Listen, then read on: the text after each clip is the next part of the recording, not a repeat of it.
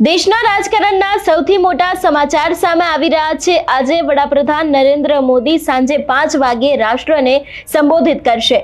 વિગતે ચર્ચા કરીએ સમગ્ર વિષયની। નમસ્કાર, હું હંસિની અને તમે જોઈ રહ્યા છો નિર્ભય ન્યૂઝ। વડાપ્રધાન નરેન્દ્ર મોદીનો થોડા સમય અગાઉ જન્મદિવસ હતો, પરંતુ જે પ્રમાણે અત્યારે હાલ એક મોટી માહિતી સામે આવી રહી છે એ પ્રમાણે પીએમ મોદી આજે સાંજે 5 વાગ્યે રાષ્ટ્રને સંબોધન કરશે।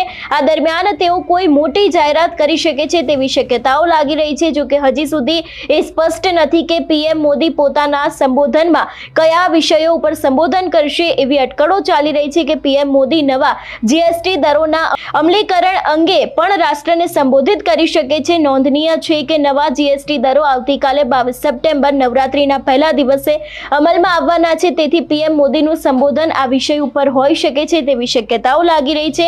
આ પહેલા પીએમ મોદીએ નવા જીએસટી દરો લાગુ કરવાના ફાયદા ઉપર પ્રકાશ પાડ્યો છે। વધુમાં પીએમ મોદીએ સતત વોકલ ફોર લોકલ અને આત્મનિર્ભર ભારતની હિમાયતી કરી છે।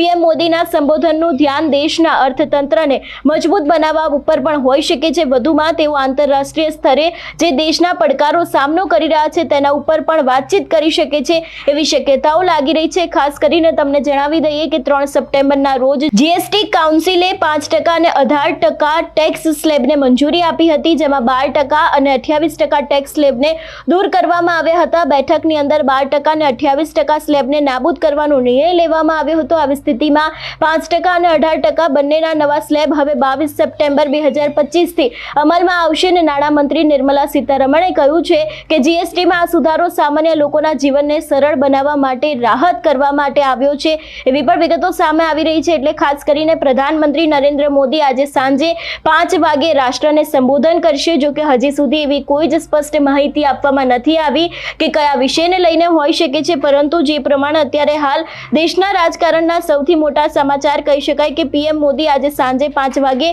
રાષ્ટ્રને સંબોધન કરશે। આ દરમિયાન તેઓ કોઈ મોટી જાહેરાત કરી શકે છે એવી શક્યતા છે। જો કે હજી સુધી સ્પષ્ટ નથી કરવામાં આવ્યું કે પીએમ મોદી પોતાના સંબોધનમાં કયા વિષયો ઉપર સંબોધન કરશે।